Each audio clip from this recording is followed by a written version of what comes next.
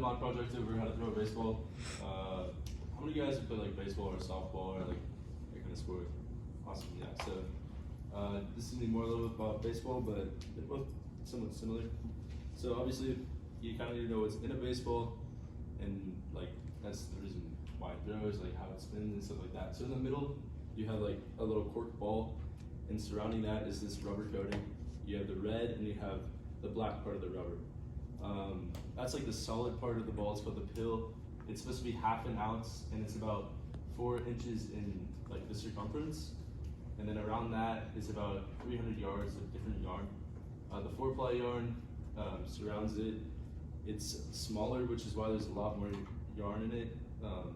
And then surrounding that is another 3-ply yarn, which is 45 yards, and then there's more 4-ply yarn, 150 yards. And then obviously you got the known like white with the red stripes.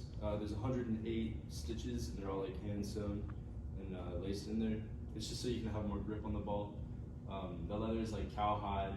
It's just like the stereotypical generic baseball. The reason why it's full of yarn is for the flexibility, because if it was anything more solid, there'd be a lot more broken bats. I mean, the ball would hurt a lot more if you got hit by it, and like it would just be a different game. The first pitch we're going to go over is obviously the fastball. If you guys know what a strike zone is, it's just like hit inside the strike zone, or like kind of like catcher's chest. In the picture, the catcher's holding the number 1. That's the sign for a fastball. There's 2 different types of fastballs you can throw. This is called a 2-seam and a 4-seam. The grip of the fastball for a 4-seam, if you're kind of looking at the ball, you want to hold it like this, and you want to grip with your fingertips on the top lace, and you kind of just want to flick with your wrists as you throw. The fastest recorded throw was 105 miles an hour, almost 106, by Aroldis Chapman. There are a couple that are like 108 and a couple 107 miles an hour. That was back in like 1974, and they weren't really recorded well, so they don't know if that's really true. So according to like USA Today, this is the fastest fastball thrown. The second pitch is the curveball. The catcher shows the number 2. You're gonna throw the curveball. The grip for that is you're gonna use like this lace, and you're gonna put your index finger in front of the lace, and like your middle finger behind the lace. Then you're gonna want to flick down, kind of like that. The reason you would throw a curveball is to kind of like catch the hitter off guard. There's 2 different types of curveballs you can throw. You can throw a 12 to 6 or a 3 to 9, kind of like on a clock.